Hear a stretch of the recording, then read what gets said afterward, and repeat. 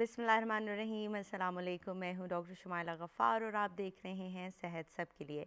नाजरीन, आज 31 दिसंबर है, यानी ऑफिशियली सन 2023 का आखिरी दिन। ये वो दिन है जब हम सब सोच में पड़ जाते हैं कि इस साल क्या खोया और क्या पाया। बहुत सारे लोग ऐसे होते हैं जो कि माजी के बारे में सोचकर फ़िक्रमंद होते हैं कि इस साल हमने ये प्लान किया था, नहीं कर सके, और ये गोल्स थे जो कि अचीव नहीं कर सके। इसी तरह कुछ लोग ऐसे भी होते हैं जो कि मुस्तकबिल के बारे में सोचते हैं कि आने वाला साल कैसा होगा, आने वाले साल में हमें क्या क्या करना है, हमारे कौन से गोल्स हैं जिन पर हमें फ़ोकस करना है। लेकिन रिसर्च ये बताती है कि जो लोग माजी के बारे में सोचते हैं वो अक्सर डिप्रेशन का शिकार हो जाते हैं, और जो लोग मुस्तकबिल के बारे में फ़िक्रमंद रहते हैं उन्हें एंग्जाइटी हो जाती है। तो फिर खुशहाल और सुखी कौन है? जी हाँ, वो शख्स जो कि हाल में और आज में ज़िंदा रहता है। यू हैव टुडे, आज का दिन आपने इस्तेमाल करना है। माजी को सोचने की बजाय अगर आप आज के दिन पर फोकस करेंगे, आज जो आपका स्केड्यूल है उसको बेहतर बनाने की कोशिश करेंगे, तो कुदरती तौर पर ख़ुद ब खुद आपका मुस्तकबिल बेहतर हो जाएगा। और ये फार्मूला ज़िंदगी के हर फील्ड पर अप्लाई होता है, चाहे वो आपकी तालीम हो, रोज़गार हो, रिलेशनशिप्स हो, या फिर आपकी सेहत हो। और सेहत पर मज़ीद बात करेंगे आज हम अपने प्रोग्राम में। हमारे प्रोग्राम में ज्वाइन कर रहे हैं हमारे मोअज़्ज़ज़ गेस्ट, जो कि पाकिस्तान के एक नामवर कार्डियोलॉजिस्ट हैं, major general retired Azhar Mahmood Kiani sahab, जो कि RIC के एग्जीक्यूटिव डायरेक्टर रह चुके हैं, AFIC को भी कमांड कर चुके हैं। He was also personal physician to the president and prime minister of Pakistan. अस्सलाम वालेकुम सर, जी वेलकम वालेकुम। To the program. Thank you very much. जी सर, जिस तरह कि मैंने कहा कि साल का आखिरी दिन आ चुका है और हमने बड़ी कोशिश की कि पाकिस्तान में हम सेहत के हवाले से अवेयरनेस क्रिएट करें। हम हमेशा से बात करते हैं दिल के दौरे की या फिर हार्ट फेलियर की, तो मैं चाहती हूँ कि आज हम बात करें कि इसके अलावा दिल की बीमारियाँ कौन कौन सी होती हैं। जी, दिल की काफ़ी मुख्तलिफ़ किस्म की और बीमारियाँ, और स्पेशली आई थिंक एक बीमारी तो जो बहुत ही ज़्यादा हमारे स्पेशली सब कॉन्टिनेंट में बड़े सगीर में पाई जाती है, और यूरोप में तो ऑलमोस्ट वो ख़त्म हो गई है, और वो है रोमेटिक हार्ट डिसीज़। ठीक है। यानी कि बच्चों को बचपन में 5 से 15 साल में गला ख़राब होता है, सोर थ्रोट है, बुखार होता है। उस बुखार के बाद उसके जो जरासीम हैं वो दिल के ऊपर जाके वैल्व के ऊपर असर करते हैं, या उसकी झिल्ली के असर करते हैं, और या जोड़ों पे असर करते हैं, और फिर रोमेटिक फ़ीवर हो जाता है। और रोमेटिक फ़ीवर में कई दफ़ा जोड़ों की स्वेलिंग हो जाती है, और कई दफ़ा बच्चों को नहीं पता चलता। और इसकी ट्रीटमेंट बड़ी आसान है। आपने जो पेनिसिलिन है, बेंजाइल पेनिसिलिन वगैरह, वो शुरू में आपने लेनी है, और आपका गला ठीक हो जाए और सोर थ्रोट ठीक हो जाए तो आप इस बुखार से बच सकते हैं। ना आपके दिल के ऊपर उसका असर होगा, ना जोड़ों पे असर होगा। शुरू में ही ट्रीट हो जाना चाहिए। और ये वो बच्चे जो स्कूल में होते हैं, या किसी जगह पे इकट्ठे हॉस्टल्स में होते हैं, या कुछ लोग जो बैरक्स में होते हैं, उनमें ये बहुत तेज़ी से साथ फैलता है। अच्छा। और अगर इसको ट्रीट कर लिया जाए, उसी वक्त ट्रीट कर लिया जाए, तो फिर उसके बुरे असरात जो दिल के ऊपर होते हैं उससे बच सकते हैं। इसमें रोमेटिक हार्ट डिजीज़ में क्या होता है कि इसका असर वैल्व के ऊपर होता है, तो वैल्व या तो उस बीमारी से तंग हो जाता है, ठीक है। स्टेनोसिस जिसे हम कहते हैं, तंग होकर बंद हो जाता है, या फिर उससे बीमारी से ख़राब होकर लीक होना शुरू होता है, जिसे हम रीगर्जिटेशन कहते हैं, या इनकॉम्पिटेंस माइट्रल वाल्व की होगी। सबसे ज़्यादा माइट्रल वाल्व इफेक्ट होता है, फिर एओर्टिक वाल्व भी हो सकता है, फिर ट्राइकस्पिड वाल्व भी हो सकता है। सही। ये सारे के सारे वाल्व जो है रोमेटिक हार्ट डिजीज़ में होते हैं। और उसके सिंपल अगर आप सोर थ्रोट को ठीक कर दें, और अगर पता चले कि जी की रोमेटिक फीवर था, उसके सर्टन टेस्ट हैं, सर्टन सिम्टम्स और साइंस हैं, वो पता चल जाए, और डॉक्टर भी उसको पहचान ले और उसका इलाज कर दें, तो जो लॉन्ग टर्म बीमारी है, जो जो रोमेटिक हार्ट डिजीज़, जो हमारे वाल्व के फिर ऑपरेशन होते हैं, नया वाल्व डलता है, लोहे का वाल्व डलता है या टिश्यू का वाल्व डलता है, इससे बचा जा सकता है। पूरी दुनिया में ये बीमारी तकरीबन ख़त्म हो गई है, सही। सिर्फ सब कॉन्टिनेंट में रह गई है। और ये अगर हम परहेज़ करें, प्रिवेंशन इसकी हो जाए स्कूल लेवल के बच्चों के लेवल पे, तो फिर ये बीमारी से भी हम छुटकारा पा सकते हैं। एक तो ये बहुत कॉमन बीमारी है सही। हार्ट अटैक के बाद, ये दूसरी वाली। इसके अलावा पैदाइशी बीमारियाँ हैं, जैसे बच्चा पैदा हुआ, सुराख हो गया, जहाँ पे साफ़ खून और गंदा खून, that mean oxygenated and deoxygenated, जो ब्लड आपस में मिलते हैं, बच्चा नीला हो जाता है, वो पैदाइशी बीमारियाँ होती हैं। फिर पट्ठों की, जिसे मायोकार्डाइटिस हम कहते हैं या मायोपैथी कहते हैं, वो बीमारियाँ कुछ पैदाइशी तौर पे होती हैं, कोई वायरल की वजह से होती हैं, कुछ और डिजीज़ की वजह, मेटाबॉलिक डिजीज़ की वजह से हो जाती हैं। इसी तरह झिल्ली की बीमारी है, पेरिकार्डाइटिस। अच्छा।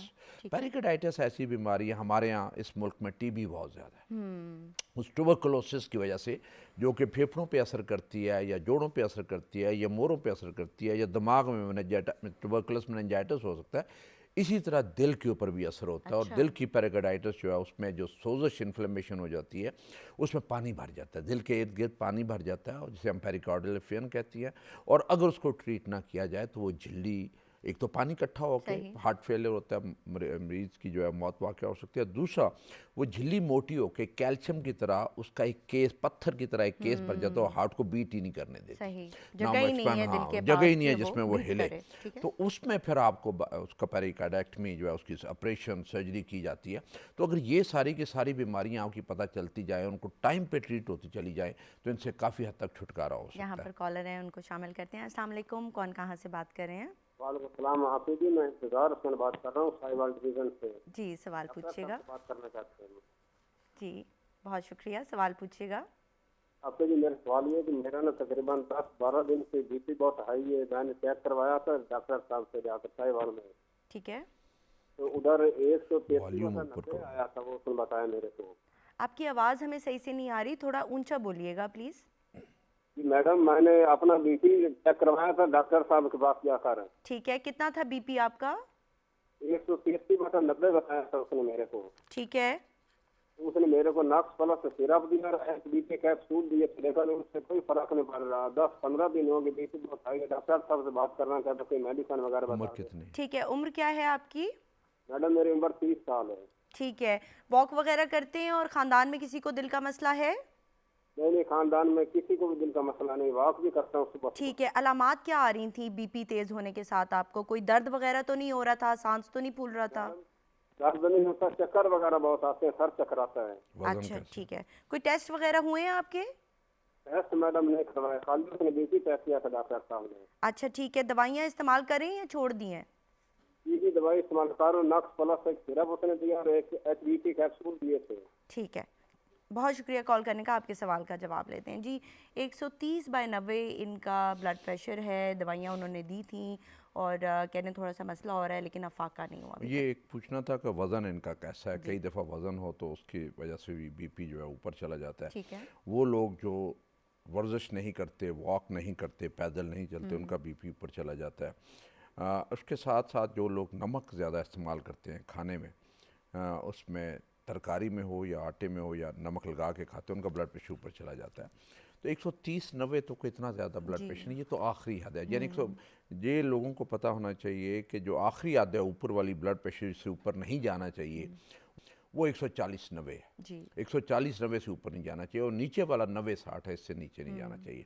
तो ये तो उनका ठीक है। ये अगर अपनी डाइट ठीक करें, नमक कम करें, रोज़ाना आधा घंटा घंटा पैदल चलना शुरू करें, नींद थोड़ा जो अपनी, स्ट्रेस कम लें। हाँ, नींद ठीक पूरी करें, तो इन्हें दवाई की भी कोई ज़रूरत नहीं है। सही। बगैर दवाई के सिर्फ इसी एहतियात से ये ठीक हो जाएगा। ठीक है। बाज़ औक़ात कुछ ऐसे स्ट्रेस फैक्टर्स होते हैं जो कि आपका ब्लड प्रेशर ऊपर कर देते हैं। बाज़ औक़ात ये होता है कि आपको कोई साथ बीमारी हो जाती है, बुखार वगैरह होता है, उससे भी आपका ब्लड प्रेशर रेज़ हो जाता है। तो कोशिश करें कि ये जो सारे फैक्टर्स हैं इनको कंट्रोल कर लें और इनसे आपका ब्लड प्रेशर कंट्रोल हो जाएगा और इंशाल्लाह आपको दवाई की ज़रूरत नहीं पड़ेगी। लेकिन अगर फिर भी आपको लगता है कि आपको अलामात आ रही हैं, तो फिर एक दफ़ा और डॉक्टर को दिखा लें और उनसे कंसल्ट कर लें।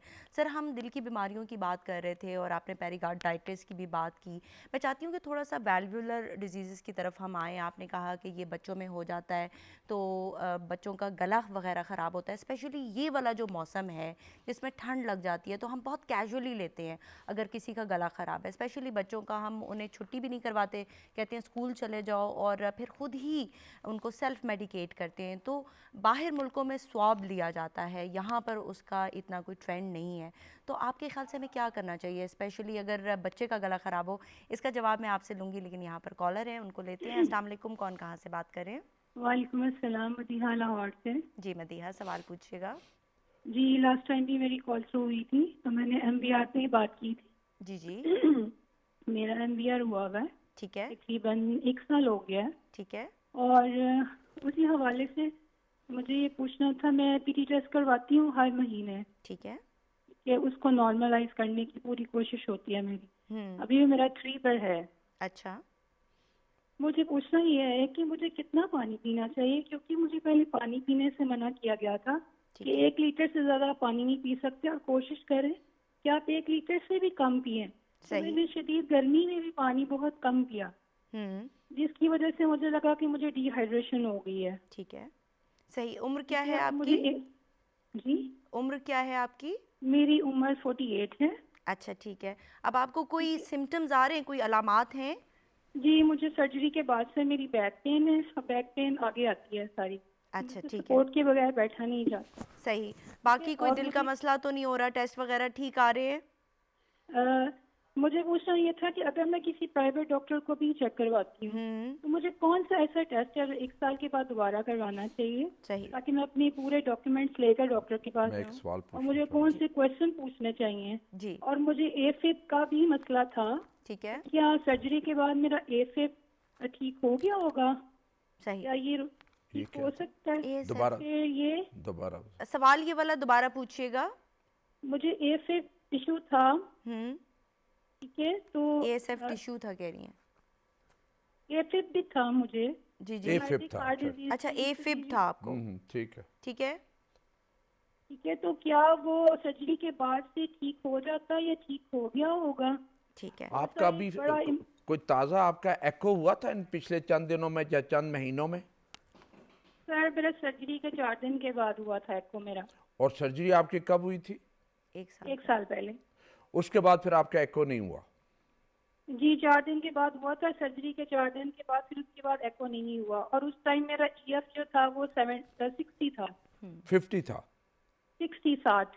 जी ठीक है, बिल्कुल ठीक है। अच्छा, मैं चलें आपके सवाल का चलिए, जवाब आपके दे, जो सवाल का आपके जो जवाब लेते ज़रूरी हैं। सवाल है उसका हम जी। जवाब आपको दे देते हैं। बहुत शुक्रिया, आपने कॉल किया। जी सर। एक तो अच्छी बात यह है कि ये अपना PTINR खुद मॉनिटर करती हैं, और इस वक्त 3 है जो कि नॉर्मल है, फर्स्ट क्लास। 2.5 से 3.5 के दरमियान होना चाहिए, तो इनका बहुत अच्छा है। ठीक है। इनका दूसरा सवाल था कि कितना फ्रीक्वेंटली मुझे चेक करवाना चाहिए। हर 3 महीने के बाद चेक करवाना चाहिए। इनका सर्जरी के 3 महीने के बाद एक एको हो जाना चाहिए था, और अब इनका ओवर ड्यू है, अब हो जाना चाहिए एको। ठीक है। उस एको में हमें पता चलेगा कि इनकी 60% हार्ट, दैट मीन्स कि नॉर्मल हार्ट काम कर रहा था उस वक्त।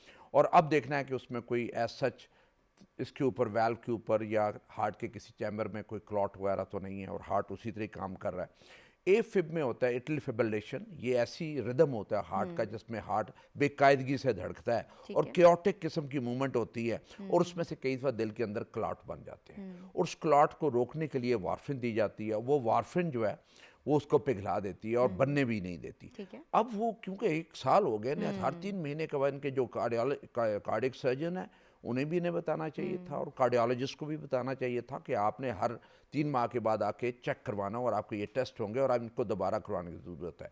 जहाँ तक पानी का ताल्लुक है, उन्होंने पूछा था, पानी जितनी मर्जी आप पिए, आपका तो नॉर्मल हार्ट है, आपको पानी की कोई रिस्ट्रिक्शन नहीं है। जितनी प्यास लगती है आप पानी पिए, पानी की बिल्कुल कोई रिस्ट्रिक्शन है। हम पानी उस बहुत कम लोगों का हम रोकते हैं कि जो बिस्तर पे पड़ जाए, उन्हें चला ना जाए, फेफड़ों में पानी भर जाए, पिए तो वो पानी लंग्स में चला जाए और उनकी सांस ना हो, उनको रोकते हैं। अदरवाइज बहुत सारे मरीजों के हम पानी रोकते ही नहीं। प्यास एक ऐसी चीज़ है, कुछ जिस्म जो है वो एक उसकी रिफ्लेक्स है जो कि पानी मांगता है जिस्म कि मुझे इस पानी की ज़रूरत है, वो प्यास लगती है, वो पानी पीना चाहिए।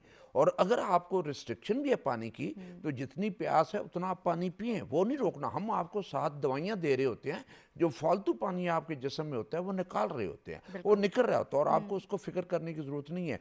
दूसरी चीज़ को ये ध्यान रखना चाहिए कि नमक का इस्तेमाल कम हो, वेट को ना बढ़ने दें, और अपनी एक्सरसाइज आधा घंटा, चाहे घर के अंदर ही आप आधा घंटा चलें, वो ज़रूर करते रहें। और अपने ब्लड टेस्ट और छाती के एक्सरे को जो है हर 3 महीने के बाद ज़रूर करवाते रहें। बिल्कुल सर, ऐसा ही है। और ये एग्जाम्पल थी एक पेशेंट की जो कि डॉक्टर को कंसल्ट नहीं करते, और मे बी इनको डॉक्टर ने पानी लिमिटेड पीने के लिए कहा हो, लेकिन चंद दिनों के लिए चंद कहा दिनों हो। के लिए, चूंकि इन्होंने कंसल्ट नहीं किया, डॉक्टर से पूछा नहीं, तो उस वजह से ये अभी तक, मतलब साल होने वाला है और ये कम पानी नहीं पी नहीं, रही ये तो हैं। मरीज की सुस्ती जी। है कि साल पूरा डॉक्टर को दिखाया ही नहीं, और यही बात थी, आप 1-2 महीने के बाद अपने डॉक्टर से जाके पूछ सकती थी। और ये अच्छा कि आपने हमसे सवाल किया, और मुझे उम्मीद है कि हम आपके इस सवाल से बहुत सारे मरीज जो ये प्रोग्राम देख रहे होंगे और उनका ये वैल वाला इशू होगा, उन्हें अपने सवालों का जवाब मिल गया होगा। बिल्कुल। यहाँ पर कॉलर है, उनको शामिल करते हैं। अस्सलाम वालेकुम, कौन कहाँ से बात कर रहे हैं? वालेकुम सलाम, जौनपुर से इजाज बात कर रहा हूँ। जी एजाज साहब, सवाल पूछिएगा। ये हमारे कोलेस्ट्रॉल और बीपी का मसला है। मेरी उम्र तकरीबन 50 साल के नज़दीक है। तो मेरा जो ना आपका प्रोग्राम देख रहा हूँ, बड़ी खुश हुई कि रीडिंग हो जाती है। बहुत शुक्रिया। जी, टीवी कोलेस्ट्रॉल की का आवाज़ स्लो कर दीजिएगा। जी, सवाल पूछे। ये कोलेस्ट्रॉल का मसला है, इसका कोई हल बता दें। कितना कोलेस्ट्रॉल? ठीक है, कोलेस्ट्रॉल कितना है आपका और वजन कितना है आपका? 300 के नजदीक है। वजन मेरा 83 है, 83 केजी है। उम्र मेरी 50 साल है। ठीक है, वॉक वगैरह करते हैं आप? खाने में एहतियात करते हैं? हाँ, खाने में भी एहतियात करता हूँ और वॉक तकरीबन आधा घंटा करता हूँ। ठीक है, इसके लिए किसी डॉक्टर को दिखाया है? कोई दवाई वगैरह तो नहीं इस्तेमाल की कोलेस्ट्रॉल के लिए? नहीं, दवाई इस्तेमाल नहीं की। अपना जो है डॉक्टर को दिखाया है, ECG नॉर्मल है और यानी कि कोई बात नहीं। फैमिली हिस्ट्री है हार्ट डिजीज की? ठीक है, फैमिली में किसी को दिल का मसला है? नहीं नहीं, फैमिली को नहीं है। ठीक है, सिगरेट पीते हैं आप? नहीं, ठीक है, बहुत शुक्रिया आपने कॉल किया। आपके सवाल का जवाब लेते हैं। जी सर। जी, उनका कोलेस्ट्रॉल 300 है, जो कि बहुत ज़्यादा है। और कोलेस्ट्रॉल आपका कोशिश होनी चाहिए कि 200 से नीचे हो और 150-60 के करीब हो तो ज़्यादा बेहतर है। LDL आपका 100 से नीचे होना चाहिए। HDL आपका 40 से ऊपर होना चाहिए। और ट्राइग्लिसराइड जो आपके ये चर्बी की मुख्तलिफ किस्में हैं, और वो 200 से कम होना चाहिए। और इनका जैसे उन्होंने कहा कि वेट इनका इतना ज़्यादा नहीं है, 83 है। और वॉक कहते हैं मैं करता हूँ, स्मोकिंग करता नहीं हूँ। फैमिली में कोई हिस्ट्री नहीं है हार्ट प्रॉब्लम की। फैमिली मींस कि आपके पेरेंट्स, आपके बहन भाई और आपके ददियाल और आपके ननियाल, यानी फर्स्ट कजन्स जो हैं और जो फर्स्ट डिग्री रिलेटिव्स हैं, जिसमें चचा, ताया, फूफी, मामू, खाला, ये सारे बीच में आते हैं, इनमें से किसी को बीमारी तो नहीं है, हार्ट अटैक तो नहीं है। अगर हुआ तो फिर आपको चांसेस है। इनका कोलेस्ट्रॉल बहुत ज़्यादा रहने चाहिए कि एक तो डाइट अपनी ठीक करें। हम सबसे पहले इनकी जो एडवाइस इनको कर दें कि डाइट में हफ्ते में 3 दिन से ज़्यादा आपका गोश्त नहीं होना चाहिए, और उसमें भी छोटा गोश्त साफ़ सुथरा जिससे चर्बी उतरी हो। चिकन विदाउट स्किन, यानी आप चिकन खाएंगे, मुर्गी खाएंगे, उसकी खाल उतार के। इसी तरह फिश जो है विदाउट स्किन, कि उसकी दोनों की खाल में चर्बी होती है, वो उतार के खाएंगे। और बाकी दालें, सब्जियां और सूखी रोटी। और कभी कभी अगर आपका दिल करता है पराठा खाने का तो हफ्ते में एक दफ़ा पराठा खा लें। दूध का 1 गिलास बगैर मलाई के, और अंडे की सफ़ेदी रोज़ाना, और जर्दी समेत हफ्ते के 2 अंडे खा लें। और ये पहले आप जो है ये डाइट ट्राई करेंगे तो आपका कोलेस्ट्रॉल नीचे आ जाना चाहिए। क्योंकि आपका कोलेस्ट्रॉल ज़्यादा है, वो डाइट और एक्सरसाइज से वो इतना नीचे नहीं आएगा जब तक हमें दवाई की इसके साथ उसकी मदद करें। क्योंकि देखें, जो 65% कोलेस्ट्रॉल है वो जिस्म बनाता है। ठीक है। 35% जो आपका कोलेस्ट्रॉल है वो आप कंट्रोल कर सकते हैं खुराक के जरिए। आप 35 तो कर सकते हैं, लेकिन जो 65% है उसको आप कंट्रोल नहीं कर। जब वो आप डाइट और एक्सरसाइज के बावजूद कंट्रोल ना हो, फिर आपको दवाई लेनी इनको पड़ती दवाई है। की ज़रूरत तो वो दवाई है। की इनको ज़रूरत तो है। नहीं ये चाहिए ज़रूर कि यहाँ पे डॉक्टर को मैं दिखा लें। 1-2 जो है वो या तो एक लिपिगेट होगी, लिपेरेक्स होगी, 10 मिलीग्राम की एक गोली, थोड़ी डोज है, बहुत थोड़ी डोज है, ये शुरू कर दें। और 1 महीना खा के 1 महीने के बाद हमें ये प्रोग्राम है बताया इनका कोलेस्ट्रॉल कितना, और जो डाइट की एक्सरसाइज बताई है, वो परहेज़ बताया, वो करें, वॉक डेली करें, और इंशाल्लाह इससे अच्छे रिजल्ट्स मिलेंगे इंशाल्लाह ताला। यहाँ पर एक और कॉलर है, उनको शामिल करते हैं। अस्सलाम वालेकुम, कौन कहाँ से बात कर रहे हैं? जी, मैं कायनात हूँ, साहिवाल से बात कर रही हूँ। जी, सवाल पूछिएगा। अस्सलाम वालेकुम डॉक्टर साहब। जी, वालेकुम सलाम। मैं बहुत देर से आपसे रब्ता करना चाह रही थी, लेकिन मेरा हो नहीं पा रहा था। जी। दरअसल मेरा सवाल आपसे ये है कि मेरी एज 22 साल है और मेरे लेफ्ट साइड पे ना पेन रहती है। लेफ्ट साइड बाजू में भी, सीने में भी, और ऐसे पीछे कमर में भी। अच्छा। लेफ्ट साइड वाले हिस्से में। तो ये क्या इशू हो सकता है? ठीक है, कब से आ रहा है ये दर्द आपको? तकरीबन मुझे ये पिछले साल भी 2-3 माह से रहा है, फिर मैंने थोड़ी बहुत मेडिसिन ली और हट गया, मतलब आराम आ गया मुझे। और अब फिर ये दोबारा से तकरीबन 3-4 माह, कभी हल्का होता है, कभी थोड़ा ज्यादा हो जाता है। कितनी देर तक रहता है ये दर्द? और इसके साथ क्या पसीने वगैरह भी आते हैं? काबिले बर्दाश्त होता है ये दर्द?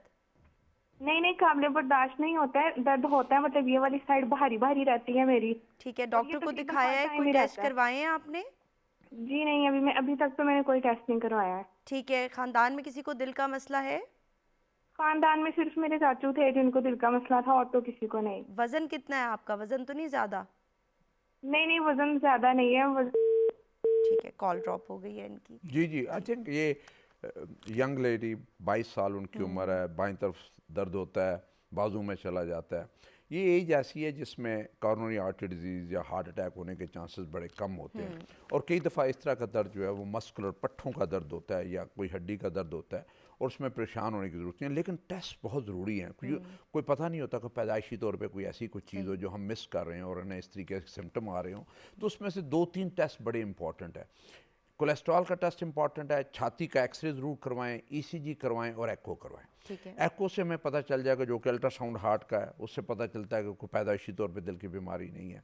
एक्सरे से हमें पता चल जाता है कि दिल के अलावा और कोई पसलियों में या फेफड़ों में कोई ऐसा इशू तो नहीं है जो इन्हें दर्द कर रहा है। और ईसीजी में होता है कि उसमें भी कोई ईसीजी में कोई पैदाइशी तौर पे ऐसा मसला तो नहीं है। कोलेस्ट्रॉल जो है वो बड़ा ज़रूरी है, क्योंकि बहुत सारे ख़ानदान कुछ ऐसे होते हैं जिसमें उस ख़ानदान में हाई कोलेस्ट्रॉल चल रहा होता है, और हाई कोलेस्ट्रॉल 400, 500, 600, 700, 800। अच्छा। और वो ख़ानदानों में ऐसे होता है कई दफ़ा कि उनमें दिल की बीमारी 15 से 16 साल में शुरू हो जाती है। अच्छा। और दिल की तकरीबन सारी नालियाँ 15, 16, 17, 18 साल में बंद हो चुकी होती है, दिमाग की नालियाँ बंद हो चुकी होती हैं।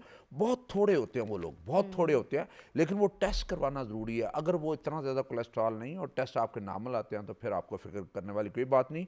इनको लगता है कि मोस्ट प्रॉबली ये पट्ठों का है और पट्ठों के दर्द की कोई दवाई, पैनाडोल, ब्रूफेन या पॉन्स्टन टाइप ऐसी कोई गोली लेना आराम आ जाएगा। लेकिन जो मैंने टेस्ट 3 बताए हैं, वो छाती ज़रूर का करवा एक्सरे, ईसीजी, एको और चौथा कोलेस्ट्रॉल का, ये टेस्ट जरूर करवा लें। ठीक है सर, मैं आपसे पूछना चाहूँगी कि जिस तरह की हमने बात की कि वैल्वुलर हार्ट डिजीज़ होती हैं, तो सर्दियों के मौसम में अक्सर बच्चों का गला ख़राब हो जाता है, तो फिर क्या करना चाहिए?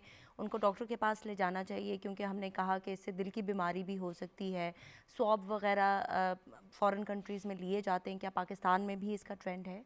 देखिए, उसमें से हमारे यहाँ फैसिलिटीज़ वाला इशू है। थ्रोट स्वैब वगैरह जो है, गले का स्वैब वगैरह लेते हैं, उसमें वो स्पेशल बैक्टीरिया स्ट्रेप्टोकोकस जो कि ये करता है, रूमेटिक फीवर करता है, उसका पता चलता है, फिर उसकी स्पेसिफिक ट्रीटमेंट शुरू हो जाती है। लेकिन यहाँ भी टेस्टों की इतनी फैसिलिटी, जब इतना लंबे चक्कर में कोई नहीं पड़ता, तो एटलीस्ट एंटीबायोटिक का एक कोर्स है 4 से 5 दिन का ज़रूर हो जाना चाहिए। अगर आपको बुखार है, गला ख़राब है और जिस्म में दर्दें हैं, तो फिर ट्रीटमेंट उसकी ज़रूर हो जानी। आइडियली तो ये होना चाहिए कि ब्लड टेस्ट होना चाहिए, उसमें ESR है, CP है, गले का स्वाब है, वो पता होना चाहिए। लेकिन हमारे यहाँ वो फैसिलिटीज़ और लैब वाला वो सिलसिला है, वो नहीं होता, फोकस नहीं है उस हिसाब से। या तो हमारे ऐसे स्पेशल क्लिनिक्स हो, rheumatic heart fever, rheumatic fever वाले क्लिनिक्स हो, और उसमें ये बेसिक टेस्ट करते जाएं और आपके टेस्ट होते जाएं और आपको पता चलता है कि ये नॉर्मल जो है, ये सोर थ्रोट है, फ्रेंजाइटिस है, या ये दूसरा रोमेटिक फीवर वाला सिलसिला, वो होने चाहिए। लेकिन जब आपके पास ये ना चीज़ें हों, तो एटलीस्ट जो डॉक्टर साहब है वहाँ पे, उन्हें चाहिए कि एक जो डोज, प्रॉपर डोज है एंटीबायोटिक की, बच्चे की डोज, बड़े की डोज, उस डोज में एंटीबायोटिक का 4 से 5 दिन का कोर्स कर लेना चाहिए, तो आप इस चीज़ से बच सकते हैं। सर, यहाँ पर कॉलर है, उनको लेते हैं। अस्सलाम वालेकुम, कौन कहाँ से बात कर रहे हैं? वालेकुम सलाम जी, मैं जान मोहम्मद बात कर रहा हूँ कराची से। जी, सवाल पूछिएगा। सवाल ये है जी, मैं भी एक कोलेस्ट्रॉल के मामले में मरीज हूँ, तकरीबन 300 से ऊपर है। अच्छा।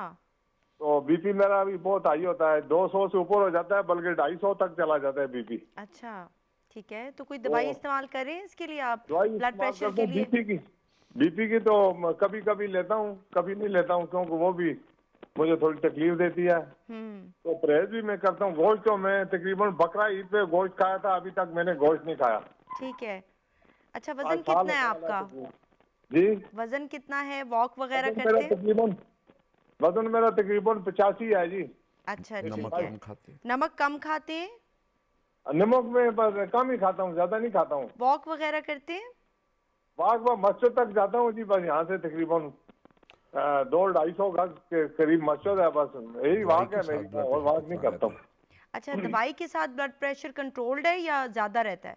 दवाई के बाद दवाई लेने से थोड़ा सा, गोली लेने से थोड़ा सा फर्क पड़ता है। ठीक है, लेकिन फिर आप छोड़ देते हैं। खानदान में किसी को दिल का मसला है? नहीं, किसी को नहीं है जी। ठीक है। तंबाकू नोशी करते हैं? नहीं जी, नहीं। अच्छा, शुगर तो नहीं है आपको? जी, उम्र है जी। शुगर तो नहीं है आपको? शुगर नहीं है, शुगर बराबर है। ठीक है, बहुत शुक्रिया आपने कॉल किया। आपके सवाल का जवाब लेते हैं। जी सर, ब्लड प्रेशर है, काफ़ी ज़्यादा है, गोली कभी लेते हैं, कभी छोड़ देते हैं, कोलेस्ट्रॉल बहुत ज़्यादा है, ये इनका रिस्क फैक्टर बहुत ज़्यादा है। देखिए, अगर आपका ब्लड प्रेशर ज़्यादा है और आपका कोलेस्ट्रॉल 300 के करीब है, तो आपको हार्ट अटैक होने के चांसेस बहुत ज़्यादा है, आपको फॉलेज होने के चांसेस बहुत ज़्यादा है, आपको ये चांसेस है कि आपकी आँख की रग या दिमाग की रग फट जाए, या आँख की रग जो है वो बंद हो जाए, या फिर आपके गुर्दे फेल हो जाए। ये सारे के सारे चीज़ नुकसानात हाई ब्लड प्रेशर के और कोलेस्ट्रॉल के होते हैं।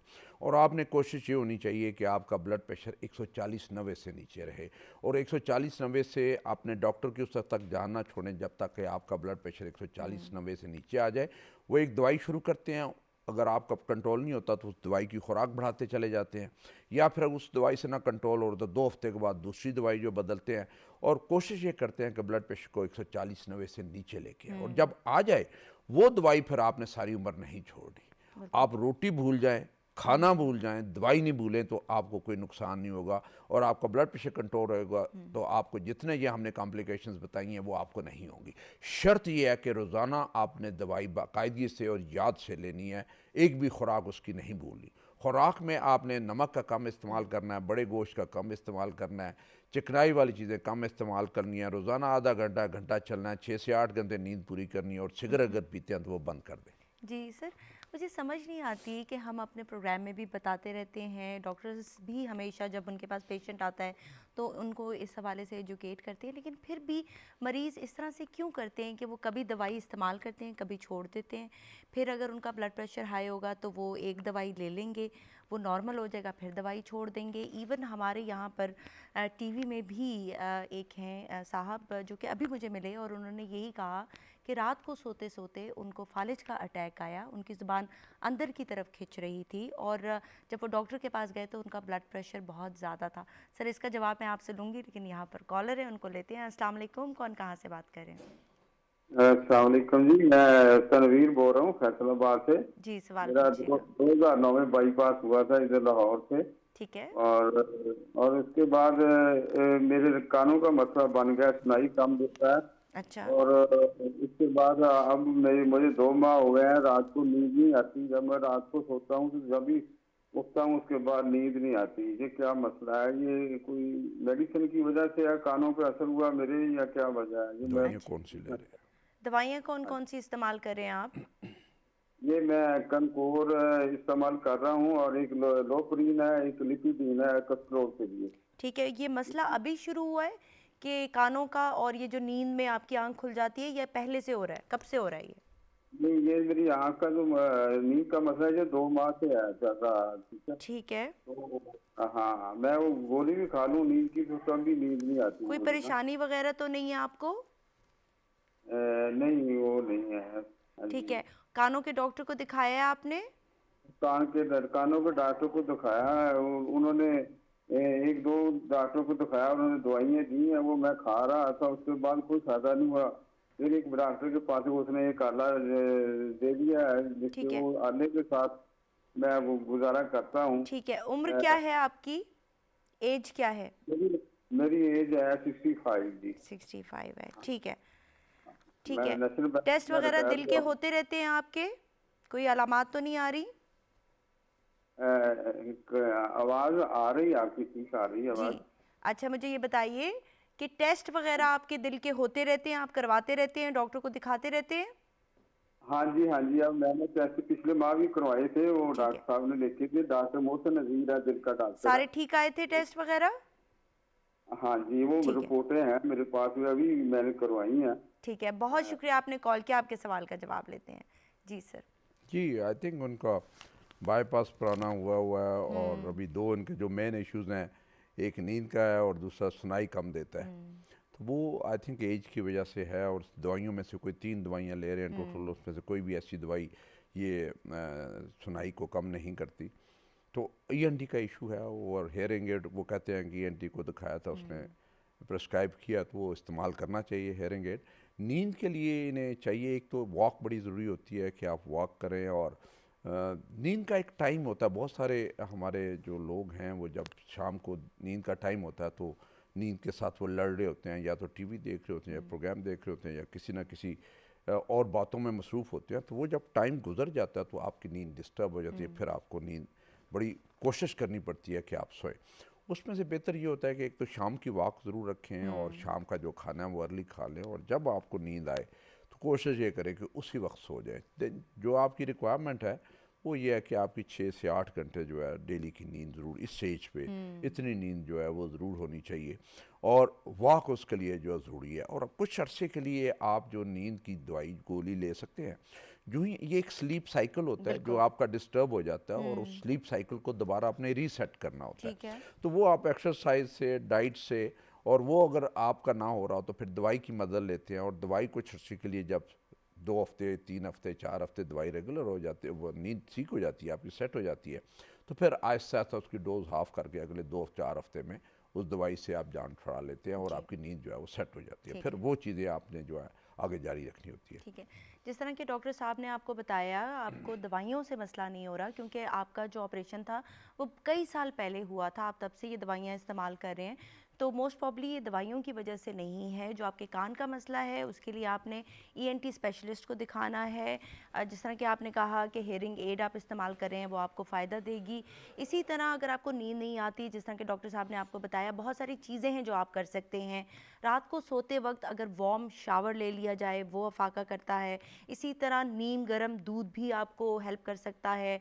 आप कोशिश कीजिए कि सोने का एक ही टाइम रखिए, उस टाइम पर तमाम लाइट्स ऑफ करके लेट जाइए, जहन में से तमाम चीज़ें भुला दीजिए और सोने की कोशिश कीजिए। और अगर फिर भी नींद नहीं आती तो हम लोग 2 हफ्ते का एक शॉर्ट कोर्स देते हैं दवाइयों का, आप उसकी हेल्प ले सकते हैं और उससे आपकी जो नींद है वो बेहतर हो जाएगी। यहाँ पर कॉलर है, उनको शामिल करते हैं।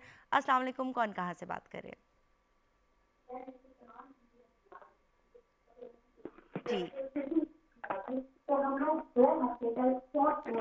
आप टीवी की आवाज़ जो है, जी कॉल ड्रॉप हो गई है उनकी। जी sir, coming back to you sir, हम दिल की बीमारियों की बात कर रहे हैं, हमने बहुत सारी डिफरेंट बीमारियों की आज बात की, तो मैं चाहती हूँ कि आप ये बताइए कि जिस तरह के ये जो दिल का दौरा है ये जब आता है तो दवाइयाँ दी जाती हैं कुछ, तो एक ऐसा पेशेंट जो कि दिल की बीमारियों के लिए दवाइयाँ इस्तेमाल कर रहा है, अगर उसको किसी और दवाई की ज़रूरत पड़ती है तो क्या उसको ख़ुद से इस्तेमाल कर लेनी चाहिए या डॉक्टर को कंसल्ट करना चाहिए? बिल्कुल, आई थिंक अगर कोई इसका गला ख़राब है, पेट ख़राब है, उसकी दवाई की ज़रूरत, उसे दवाई ज़रूर इस्तेमाल करनी चाहिए। कुछ दवाइयाँ ऐसी होती हैं जो आपके दिल के ऊपर असर करती है, स्पेशली कुछ लोगों को रिदम का प्रॉब्लम होता है, हार्ट बीट फास्ट हो जाती है, स्लो हो जाती है। कुछ दवाइयाँ ऐसी हैं जो एंटी हिस्टामिन है या एलर्जी वाली कुछ दवाइयाँ हैं, या कुछ एंटीबायोटिक्स ऐसे हैं जो दिल के ऊपर लॉन्ग क्यूटी इंटरवल पे जो उसका असर होता है और उसमें से आपको दिल का रिदम ख़राब हो जाता है।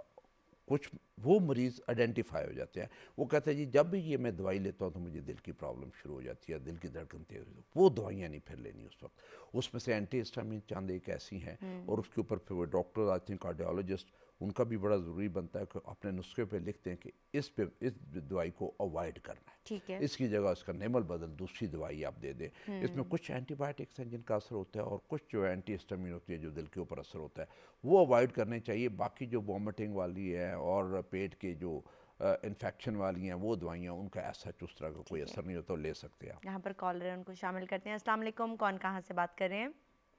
वालेकुम सलाम, इकबाल बोल रहा हूँ लाहौर से। जी, सवाल पूछिएगा। मेरा सवाल ये है कि मेरा बेटा है, 22 साल उसकी उम्र है जी, तो उसके ब्लड प्रेशर का इशू है। वो हमें 4-5 साल पहले हमें पता चला ब्लड प्रेशर का इशू है, तो वो हमने दाएं बाएं काफी डॉक्टरों से चेक करवाया है। ठीक है, टेस्ट माशाल्लाह सारे ठीक हैं, एक को 2-3 दफा कराए, कोलेस्ट्रॉल वगैरह ये वो शुगर सारे नॉर्मल आते हैं, किडनी लिवर ये वो, लेकिन ब्लड प्रेशर उसको कंट्रोल नहीं होता है। कितना होता है ब्लड प्रेशर उसका? तकरीबन 150/90। ठीक है, दवाई ले रहे हैं, इस्तेमाल कर रहे हैं? दवाई लेता है, हफ्ता 10 दिन थोड़ा सा नॉर्मल हो जाता है, फिर उसी जगह पे आ जाता है। क्यों, दवाई छोड़ देते हैं बीच में? नहीं, दवाई रेगुलर लेते हैं।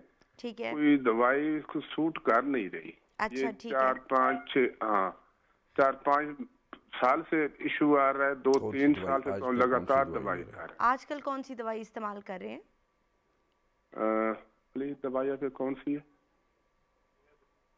दवाई एक तो मुझे अब नाम तो नहीं याद, तो वो दवाई महीने 2-3 के बाद हमने चेंज करवा के अलग देखी, लेकिन कोई नहीं, ज्यादा फायदा कोई नहीं हुआ। अच्छा, डॉक्टर साहब से पूछना था, मैं जेवर DIU खा रहा हूँ ब्लड प्रेशर के लिए, तो क्या मैं उसको अपने तौर पे जेवर दे सकता हूँ? अच्छा, ठीक है, ये बताइएगा बच्चा कोई स्ट्रेस तो नहीं ले रहा, और जो किडनी का अल्ट्रासाउंड वगैरह हुआ है, कोई रीनल आर्टरी स्टेनोसिस वगैरह तो नहीं डायग्नोज हुआ? नहीं, कुछ भी नहीं, वो 2-3 दफा कराया, किडनी लिवर बिल्कुल ठीक है, सारे टेस्ट ठीक करवाए। ठीक है सर, आप कोई सवाल पूछना चाहेंगे? एक दवाई है नेबिक्स और दूसरी है रैबिट। कितने मिलीग्राम ले रहे हैं? ये 50 मिलीग्राम की है। ठीक है सर, आप कोई सवाल पूछना चाहेंगे? अच्छा, ये दवाई जो है ये बाकायदगी से लेते हैं? दवाई बाकायदगी से लेते हैं। और नमक का कम इस्तेमाल करते हैं? नमक बहुत कम इस्तेमाल करते हैं। ओवरऑल भी मैं भी हार्ट का पेशेंट हूँ, तो नमक हम वैसे ही घर में बहुत कम इस्तेमाल करते हैं। और एक्सरसाइज वगैरह है? नहीं सर, एक्सरसाइज कुछ नहीं है। हाँ, वो एक्सरसाइज आधा घंटा घंटा जरूर। और दूसरा, खाना ये ज्यादातर घर खाते हैं या बाहर खाते हैं? नहीं सर, खाना घर खाते हैं। जब ये अपनी एकेडमी में जाता है तो हम उसको खाना भी घर से देते हैं, फल वगैरह देते हैं। और दवाई ये आमतौर पे किस वक्त लेते हैं? सुबह लेते हैं या शाम को लेते हैं? एक गोली सुबह है और एक गोली शाम को है। अच्छा, और नेबेक्स जो खा रहे हैं ये कितने मिलीग्राम? 2.5, 5 या 10 मिलीग्राम? 2.5। हाँ, इसकी डोज बढ़ा दें, 5 मिलीग्राम कर दें। कोई ब्लड प्रेशर ऐसा नहीं जो कि कंट्रोल ना होता हो। या तो आपकी दवाई आप सही इस्तेमाल नहीं कर रहे, या उसकी खुराक सही इस्तेमाल नहीं कर रहे, या उसमें बेकायदगी है, उसकी वजह से ब्लड प्रेशर कंट्रोल नहीं होता। इनका ब्लड प्रेशर को इतना ज़्यादा नहीं है, बड़े आराम से कंट्रोल हो जाएगा। आप इनके नेबेक्स जो है उसको 5 मिलीग्राम कर दें और एक्सरसाइज इनकी डेली शुरू करवा दें। वॉक की बेशक हो जाए, ज़रूरी नहीं कि जिम हो, वॉक करना शुरू कर दें आधा घंटा, और नमक का कम इस्तेमाल हो जाए तो इनका जो ब्लड प्रेशर है वो काफ़ी हद तक कंट्रोल हो जाएगा। बहुत शुक्रिया आपने कॉल किया। जी सर, एक और सवाल भी इन्होंने किया था कि इनकी खुद की दवाई ये अपने बेटे को दे सकते हैं या नहीं? हाँ, नहीं वो नहीं। देखें, जब डॉक्टर आपको दवाई लिख के देता है ना, तो जो जवान बंदे को कोई और मेडिसिन सूट करती है, दरमियानी वाली उम्र वाले को कुछ और सूट करती है, और 60 प्लस को कुछ और सूट करती है। तो आपने उस टेस्टों के हिसाब से, उसके मुआयने के हिसाब से जो मेडिसिन उसे सूट करती है उसी हिसाब से आपने मेडिसिन देनी होती है। नेबेक्स ठीक है, देखें यंग बंदा है, उसमें अभी पढ़ाई कर रहा है, एकेडमी में जाता है, स्ट्रेस है, पढ़ाई का स्ट्रेस है, नंबर लेने हैं, आगे जाके ग्रेड्स लेने हैं, वो वाली ये सारी चीज़ें बीच में आती हैं।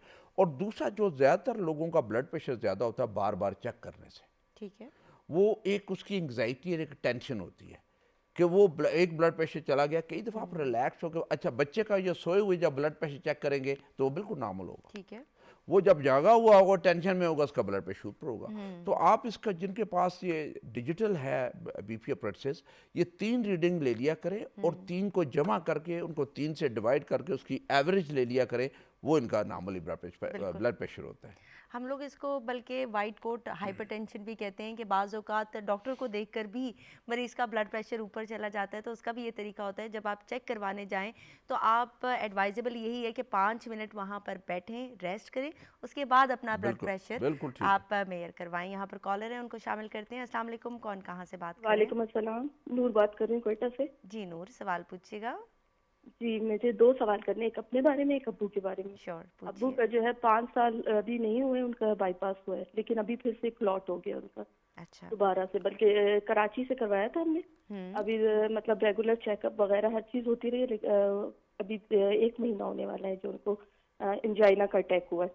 अच्छा, ठीक है। दवाइयाँ वगैरह इस्तेमाल कर रहे हैं अपनी? सब कुछ दवाइयाँ वगैरह हर चीज इस्तेमाल कर रहे हैं, लेकिन उसके बावजूद भी ऐसा हुआ, बीपी हाई हुआ था, फौरन से उससे जो है ना एंजाइना का अटैक हुआ। ठीक है। स्मोकिंग वगैरह तो नहीं कर रहे? नहीं, कुछ भी नहीं, स्मोकिंग नहीं है। ठीक है, कोई ऐसी कुछ। जब ये दर्द का अटैक हुआ था तो डॉक्टर के पास गए थे आप लोग? जी, डॉक्टर के गए हैं। फिर उनके जो है, उन्होंने कोई दवाई वगैरह चेंज की है, डोज वगैरह चेंज की? इंजेक्शन दिए वही जो अटैक के लिए, और जबान में के नीचे दर्द गोली रखते हैं जो वो दिए। ठीक है, तो अभी आपका सवाल क्या है कि क्यों ये हो रहा है दोबारा से उनको? क्यों हो रहा है और क्या डाइट क्या होनी चाहिए अभी उनकी, मतलब ये जो है वो स्टंट डालने का कह रहे हैं ना, तो ये दोबारा ये प्रोसेस करवाना चाहिए बाईपास के बाद। और एक मेरा भी क्वेश्चन है अपना कि मेरी हार्ट बीट जो है ना बहुत ज्यादा हो जाती है। ठीक है, उम्र क्या है आपकी? मेरी उम्र जो है 30 है ना, और मतलब एकदम से पल्पिटेशन इतनी ज्यादा हो जाती है और एक दिल डूबने लग जाता है, रात को भी आंख खुल जाती है। कोई परेशानी वगैरह है आपको? एंजाइटी अगर मुझे होती है तो फिर मैं इंड्रॉल लेती हूँ, मुझे दी भी है डॉक्टर ने, और ये लेफ्ट हैंड में मुझे ना ऐसे पेन शुरू हो जाता है, मतलब ठीक है, उससे बेहतरी है आपको?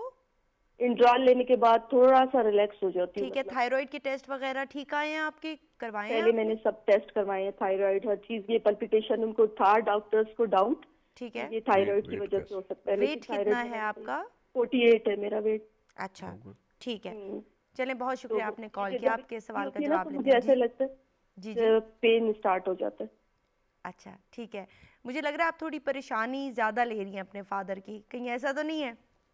हाँ, वो तो होता है। ठीक है, चले आपके सवाल का जवाब लेते हैं। बहुत शुक्रिया आपने कॉल किया। जी सर। जी आई थिंक उसमें उन्होंने कहा कि अभी चेस्ट पे ना शुरू हो गया और फिर उन्होंने डॉक्टर ने कहा कि स्टेंट डलेगा। देखिए ये तो अभी बाईपास इनका भी हुआ है, उसमें कुछ सर्टन टेस्ट होते हैं, देखना ये होता है कि क्या कोई वाकई ये जो पेन हो रहा है ये दिल का पेन है या कोई और पेन है, कोई मस्कुलर पेन तो नहीं है। तो उसके सर्टन टेस्ट होते हैं, उसमें एको, ईटीटी, ब्लड टेस्ट है। और फिर जो बाईपास वाले होते हैं, हम ज़्यादातर हमारी ये कोशिश होती है कि शक निकालने के लिए कहीं बाईपास बंद तो नहीं हो गया, तो हम सीटी एंजियो करवाते हैं। अच्छा। वो सीटी एंजियो हमें दिखाता है जी कि इनके जो बाईपास लगे हुए हैं उसमें कोई ब्लॉकेज तो नहीं आया या कुछ नई जगह पे ब्लॉकेज नहीं आया। अगर जो आता है तो फिर उसके बाद एंजियो करके, और अगर कोई ऐसी कोई ब्लॉकेज है जिसको स्टेंट किया जा सकता हो तो फिर स्टेंट करते हैं। उससे पहले जो है कि स्टेंट डलेगा या क्या होगा वो एक गैस होता है कि जी के ये हम करेंगे और उसमें निकलता है तो फिर डालेंगे। लेकिन इनको चाहिए कि ईटीटी, एको, ब्लड टेस्ट सारे, और ईटीटी पे अगर चेंजेस आती है, उन्हें चलने से सीने में दर्द होता है, रंजाना होता है और उन्हें ज़रूरत है स्टडी करने की, तो फिर सीटी एंजियो करवा लें। वहीं से कोयटा से सीटी एंजियो करवा लें और सीटी एंजियो गाइड करेगा कि क्या मसला है कि नहीं है। और सीटी एंजियो में बताता है जी कि इस अगर बाईपास में ब्लॉक्ड है तो इसको स्टेंट डलेगा या किसी और को डलेगा। उसके बाद फिर आप एंजियोग्राफी करवाएं। लेकिन उससे पहले आप कोशिश ये करें कि डॉक्टर साहब के पास, कार्डियोलॉजिस्ट के पास वहाँ कोयटा में जाके उनसे दवाइयाँ अपनी एडजस्ट करवा लें, ताकि इनकी जो तकलीफ़ है, जो इनको अगर ये एंजाइना, अगर ये दिल की तकलीफ़ है और चेस्ट पेन ऐसा है जो कि दिल की वजह से हो रहा है, उस हिसाब से वो दवाइयाँ इनकी एडजस्ट करें ताकि इन्हें सिम्टम्स में जो है वो रिलीफ मिले। ठीक है सर, अगर ईसीजी करवाई जाए तो क्या उस पर किसी पुराने दिल के दौरे का भी पता चल सकता है? अगर बाज़ औक़ात देखिए अभी जैसे अभी ये खातून थी ना, इन खातून ने कहा कि मुझे पैल्पिटेशन होती है, तो हमने उसे हशअप कर दिया कि एंग्जाइटी हो सकती है, ये हो सकती है। लेकिन ये बेसलाइन टेस्ट बहुत ज़रूरी है। ठीक है। ईसीजी, एक्सरे, एको और ब्लड टेस्ट, ये बेशक उसमें से कुछ भी ना निकले, ये नॉर्मल निकले, लेकिन ये आपको कहीं ना कहीं गाइड करते हैं। अगर ये नॉर्मल है तो हम रिलैक्स होते हैं कि नहीं, ऐसा कोई दिल का ऐसा मसला नहीं है और हो सकता है कि ये एंग्जाइटी हो, फिर हम एंग्जाइटी की ट्रीटमेंट करेंगे। अदरवाइज अगर इन टेस्टों में कोई ख़राबी आती है तो फिर टेस्टों के हिसाब से उन्हें ट्रीट करना पड़ेगा। यहाँ पर कॉलर उनको शामिल करते हैं। अस्सलाम वालेकुम, कौन कहाँ से बात करें? आसिया बात करें मुल्तान से। जी आसमान, सवाल पूछिएगा। आसिया, सवाल पूछिएगा। मेरा सवाल ये है कि जब मैं चलती हूँ तो मेरी धड़कन तेज हो जाती है, सांस फूल जाती है, हाथ में थोड़ा सा दर्द होने लगता है। अच्छा ठीक है, उम्र क्या है आपकी? 30 साल। अच्छा, वजन ज्यादा है आपका? हाँ वजन थोड़ा बहुत ज्यादा है। कितना है वजन आपका? ये कोई 45 किलो। 45 किलो? वो तो ज्यादा। ठीक है, ये तो इतना ज्यादा नहीं है। ठीक है, वॉक वगैरह करती हैं आप? हाँ, घर की हाउस वाइफ हूँ, घर के काम तो सारे करती। अच्छा, लेकिन वॉक वगैरह नहीं करती? नहीं, अब इतना तो वो होता है, बाजार से खुद ले जाके सौदा सलफ भी ले आती। ठीक है, कोई थायराइड के टेस्ट हुए हैं आपके? नहीं। खून की कमी तो नहीं लग रही? सांस तो नहीं फूलता? हाँ, यही सांस फूल जाता है, ऐसे सांस ले भी नहीं पाती। हाँ ठीक है, सही है। शुगर वगैरह तो नहीं है? ब्लड प्रेशर ठीक है आपका? हाँ ब्लड प्रेशर ठीक है, और अब कोई दिनों से ना खांसी भी बहुत हो रही है। ठीक है, बुखार तो नहीं हो रहा साथ? बुखार नहीं है। अच्छा सर, आपको डॉक्टर साहब यही मेरा सवाल है। जी ठीक है, बहुत शुक्रिया आपने कॉल किया। जी अगेन आई थिंक हमारी जो ख़वातीन वाला जो सिलसिला है, वो स्पेशली जो फिज़िकल इनएक्टिविटी है, वर्जिश ना करना, वो एक मेन रीज़न होती है, जिनमें दिल की धड़कन भी तेज़ होती है, सांस भी फूलती है। और एक बात उन्होंने अच्छी की कि मैं घर का सौदा सलफ खुद लेने जाती हूँ, वो एक कंपलसरी वॉक हो जाती है, आप चले जाते हैं और आपकी एक्सरसाइज हो जाती है। उसमें वो ब्लड प्रेशर और ब्लड टेस्ट वगैरह सारे करवाने बड़े ज़रूरी होते हैं। जो मेन एलिमेंट हमारा जो है ना, वो एंग्जाइटी वाला है। ख़वातीन में बहुत ज़्यादा एंग्जाइटी वाला एलिमेंट बहुत ज़्यादा परेशान ये लग रही थी आपको, इनकी आवाज़ से अंदाज़ा हो रहा था कि आवाज़ कितनी थकी हुई थी इनकी आवाज़, और परेशानी बेसिकली बहुत ज़्यादा प्रेशर इतने ज़्यादा है ना। हमारा सोशल सेटअप ऐसा है कि जिसमें से आपके प्रेशर इतने ज़्यादा, उन प्रेशर से बचना बड़ा मुश्किल। आप कहें भी कि उनसे आप टेंशन ना लिया करें, परेशान ना हुआ करें, लेकिन जो है परेशानियां वो तो हैं, वो तो आपका हर वक्त 24 घंटे आपके साथ मौजूद है। लेकिन उनका कोई ना कोई तरीका ज़रूर ढूंढना चाहिए, उन परेशानियों का हल ढूंढना चाहिए, उसमें अपने आप को मसरूफ़ करना चाहिए। वर्जिश के लिए टाइम निकालें, घर से कोशिश करें कि घर से आप बाहर निकलें। उस चार दीवारी से ज़रा बाहर निकलेंगे तो आपको खुली हवा, खुली दुनिया नज़र आएगी, तो आपके ज़हन के ऊपर बड़ा अच्छा पॉजिटिव असर होगा। और इसलिए जैसे उन्होंने कहा कि सौदा सलफ के लिए बाहर निकलती हैं, तो जब वो बाहर निकलें तो कोशिश करें कि ज़रा दूर वाली जगह पे जाएं, जहाँ पे आपको 15-20 मिनट जाते हुए 15-20 मिनट आते हुए टाइम लगे, आधा घंटा जाते हुए आते हुए टाइम लगे, तो आपकी अच्छी रीजनेबल एक्सरसाइज आप खुद बेहतर महसूस करेंगी कि जब आप इतना चलती हैं तो आपकी तबीयत काफ़ी हद तक बेहतर हो जाती है। जी इंशाल्लाह इनको ज़रूर अफाका होगा। और मैं मुस्कुरा इसलिए रही थी क्योंकि हम डॉक्टर्स भी आप लोगों को मशवरे देते हैं, लेकिन इंसान है सर, कभी ना कभी आप परेशान हो जाते हैं और उस वजह से ये सब कुछ होता है। तो अपने टेस्ट ज़रूर करवा लें, स्पेशली अपने जो एनीमिया चेक करवा लें कि आपका हीमोग्लोबिन कहीं कम तो नहीं है। दूसरा आप थायराइड की भी टेस्ट करवा लें। यहाँ पर एक और कॉलर है, उनको शामिल करते हैं। अस्सलाम वालेकुम, कौन कहाँ से बात करें? वालेकुम सलाम, मैं सिंध से बात कर रहा हूँ। जी सवाल पूछिएगा।